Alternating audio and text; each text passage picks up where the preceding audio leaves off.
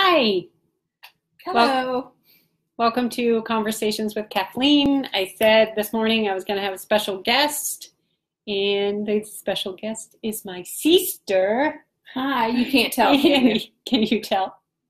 I told her she has to lean forward like this because every time I do a live, I start doing this, leaning forward. We can do the same thing. So we'll both do the same thing. So Annie is here today because we are going to record a podcast entitled Love and Respect.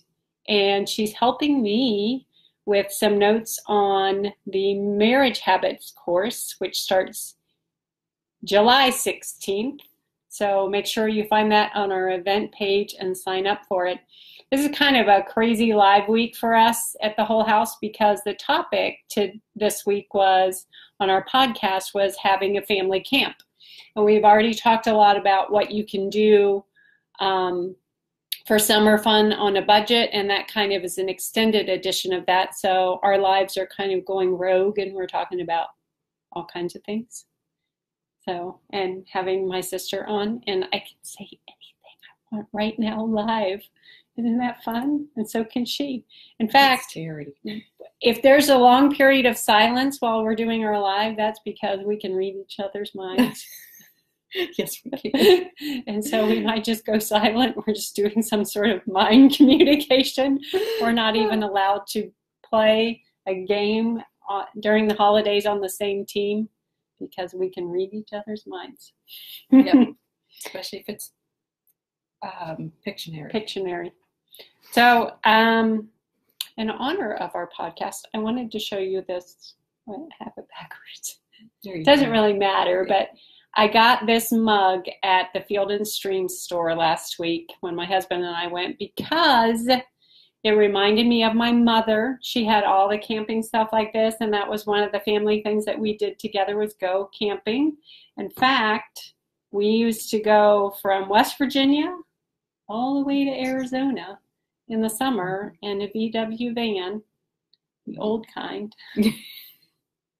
And so we'll learn how to drive in. Yeah, so we would do some camping along the way, sometimes stay in hotels, and the end game was to pick up Grandma in Arizona and bring her back to West Virginia for the rest of the summer.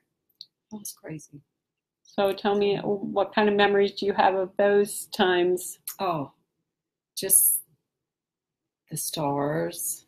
Because we would sleep. We wouldn't even sleep in a tent. We would sleep on a tarp and worried about bears coming to eat us and all kinds of stuff, especially when we would go to Yellowstone and all those kind of fun places. Oh, Yellowstone. The thing I remember is going to bed wearing every article of clothing that you owned and a winter jacket.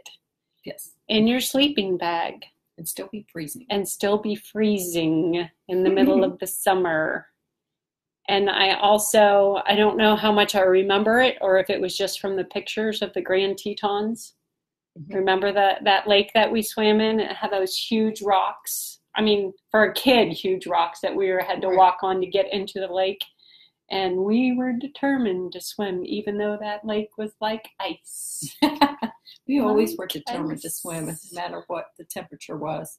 Well, that's like our family reunions at Camp Splinter. Yes. Everybody remember Camp Splinter, and the Cherry River probably had icicles floating in it, and we got in that. We had that big rock we would jump off of. Yeah, we were determined that we were going to swim no matter what the temperature. So when I hear people say, "Oh my gosh, your pool is too cold," I'm like, "Oh my goodness, please." Yes. We always came out Get some gumption. With blue lips. That's right. That's right. So I wanted to show you this in honor of that. And also, I'm getting ready to send these lovely, you probably can't really see them. I had said on the podcast, that's my outline. Never mind. You can't see it anyway. They can see the lemon and the lime. Can you guys see the lemon and the lime? Oh, I can see the lemon and the lime.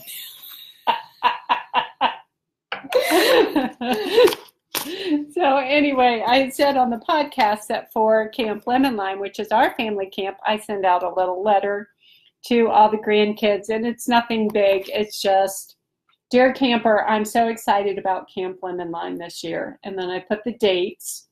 We have lots of fun activities planned: swimming, campfire, s'mores, crafts, and story reading. Make sure you bring your bathing suits. Help your mom with packing by using this short list. And then I have a packing list. And then at the end, I'm so excited to see you. So it's just, something little. Send it to the kids so they get something in snail mail, which is kind of foreign to a lot of kids nowadays. Yep. And like I said, we're being kind of random today. So I want to tell you about it. She doesn't do random very well. I don't do random. I'm very uncomfortable with this. All about random. I'm very uncomfortable with this. I have some notes. That's not random. I have some notes for my randomness. Okay. I'm just going to read this to you we were talking about the marriage course. Who doesn't need to work on their marriage? I do. We here at the Whole House know that some habits help our marriage and some tear it down. Do you agree? Join us for a free 3-week e-course complete with some videos of the couples on the team and daily short readings to be posted in a private Facebook group. If you're in, click interested. You can find that event on the Whole House page. Just scroll down to events and find it. In week 1, we're doing Why Do We Get Married? And that wasn't It's just a box falling over. Amazon loves us. Examining our motives in the foundation of marriage. Week 2, what does a Christian marriage look like?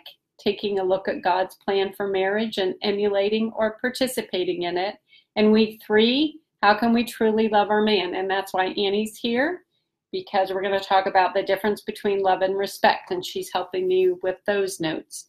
So tell me, you're certified in love and respect. Tell us what that means. I don't know if I'm certified, but you're certifiable. Yeah, I do have experience.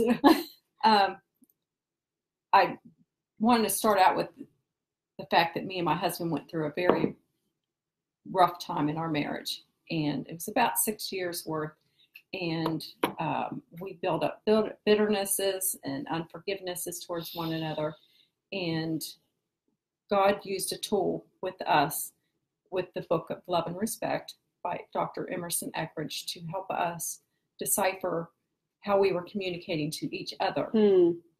And without love, which is what a woman needs, she lashes out disrespectfully. And without respect, a man will lash out, being unloving towards his wife. And so we were able to come to an understanding of each other that the issue was not really the issue in our conversations. It was the lack of love and respect. And we're going to kind of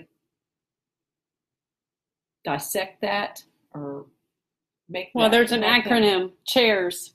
Yes, CHAIRS. And CHAIRS means, for men, it's conquest, hierarchy, I'm looking at the letters in my mind, authority. I can't remember what mine is. We left our notes in the kitchen. Yeah, and relationship is R, and S is, of course, sexuality, because every man needs sex. So, hi, Lori and Amanda, and who's the Whole House today. Sometimes when we're doing these lives and people from the team are trying to comment, it won't let us be us. It's annoying. So you went through a course? Yes, we actually went to this. We read the book and learned about it, and then we went to a seminar and learned all about love and respect and how to treat each other and how to talk to each other, and it has made a world of difference in our relationship. So what do you think on a scale of 1 to 10? What is your marriage now compared to what it was? Like, what was it then, 1 to 10? Was probably a 1, because we were at the point of deciding whether we should separate. And it was bad. And now I would say because no marriage is perfect, I would say it's a 9. And there are different ways that men and women communicate. Women have pink I can't think, hearing aids and pink goggles, and they see things through pink. That's just a metaphor. And then men see things through blue glasses and hear things through blue hearing aids. And what I mean by that is, give you an example.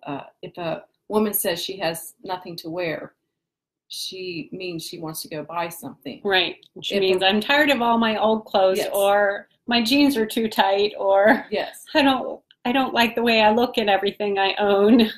But if a man says they have nothing to wear, that means everything's dirty. So the difference between what you hear and how you kind of interpret that is what the difference between love and respect is, how we interpret things. Wow. And we had my expert son Hunter down in the kitchen a few minutes ago, and we were looking through the notes, and one of the things that we were talking about is whenever we women we ask our husbands, what's your opinion on this? And they give us their opinion. They expect us to respect that opinion and follow through.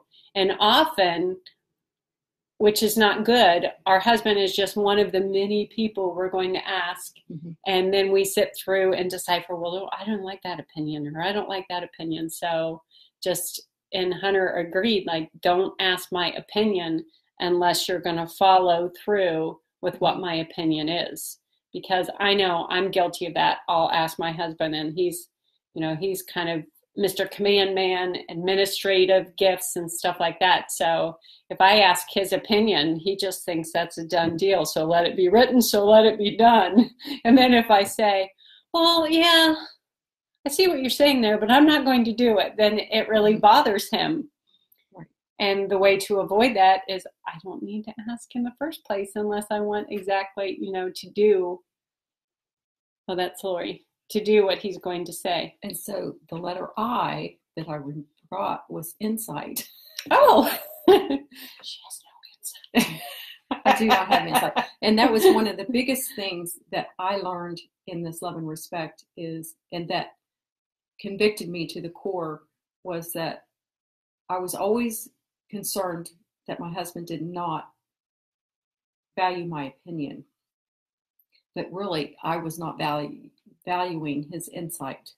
And when I learned that was the case, I was able to repent and ask for forgiveness and start over and learn to respect him in that area.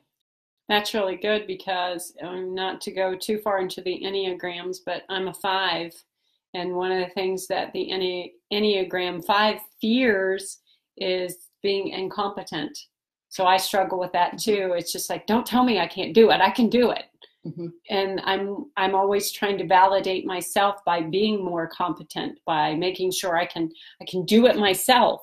Mm-hmm. And that's not necessarily what our husbands need. They don't need us to do everything ourselves. They need to, one of the things that Jerry has said to me before is he knows that while he is gone, I can handle everything, and that makes him feel more secure. But when he's around, if he offers to do something for me, then I need to accept that offer. But sometimes. Mm-hmm. And I probably go to the other extreme. I always needed my husband to validate me instead of letting Christ validate me. I would, if he would get frustrated or upset with me or be unloving to me, it just completely crushed me. And so when I felt crushed, he felt disrespected, if that makes any sense. Yeah, that does make sense. Mm-hmm. That makes a lot of sense. So Lori is raising her hand. What are you raising your hand for, Lori? Do you have a question, or you agreed with something? So while we're waiting to see what Lori says, make sure that you find that event, the Marriage Habits course, and click that you're interested so that we can add you to the list. Mm-hmm. And also, the Whole House team is probably scratching their heads right now because I'm always just, okay, what does she say? I was agreeing with Kathleen and saying that I'm the same way. Okay, gotcha. I thought you were going to agree with me. Yeah. That's not right. Do you not feel validated? I don't feel validated at all. Do you not feel loved? Oh.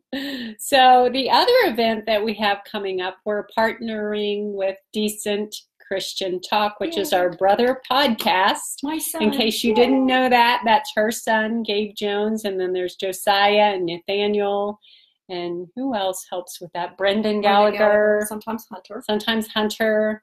And so they're the ones who kind of paved the way. They started their podcast way before we started ours. And Gabe actually edits the Whole House podcast. So he sent me a video of one Arturo and kind of his new project Closure. And it tells his story of his journey through abuse and neglect and foster care and coming full circle to forgiveness and closure. And we're actually bringing one to Southridge and Bridgeport on July 28th. And we have that event on our page too. It is a donation-only event. We would really love for you to come. And Juan was a dancer, and he is a songwriter, and he's written all kinds of songs. And I actually wrote a post about that today. So if you want to see more about his story, you can go to thewholehouse.org, or maybe Lori, if you could share that in the comments, that would help. So that's coming up. And like I said, the Whole House team was probably like, wait, what? Because Gabe and I planned this, not really in secret, but we just planned it. And Gabe made all the arrangements with Juan and his team. So we basically are going to advertise and show up. So if you have a local church that needs to know about this, this is great for youth pastors, for teens, for anyone who works with kids from hard places in foster care, adoption. You know, I'd say anybody that, you know, I'm thinking of specific places that we should contact in my mind, but I'm not going to say them out loud on here. I'll just contact them. So make sure you invite people that you think would benefit from this closure project. And one more thing we have coming up, which I got confirmation for today, is the Whole House Gathering, which is September 8th. We're going to hold it at Trinity Assembly of God in the cafe. It's just a one-day event, and I'll create an event page for that soon. But as soon as you see that event, and if you want to come, please sign up, because we're going to limit it to 30 ladies, because we just want this to be a really small event. So, and it will cost a little bit of money, not much, but we got to feed you, so we got to pay for that somehow. So let me see if I have any. We've been talking for a long time. Man, we could talk all day, Annie. We're good at this. Do you have anything else to say? Anybody have any questions before we sign off, or anything I've forgotten about events that we need to mention? I think Lori did a really great live yesterday on just events coming up. So you can watch her live if you want to know more about what's going on. So thanks for joining us, and I will see you on my live next week. Bye.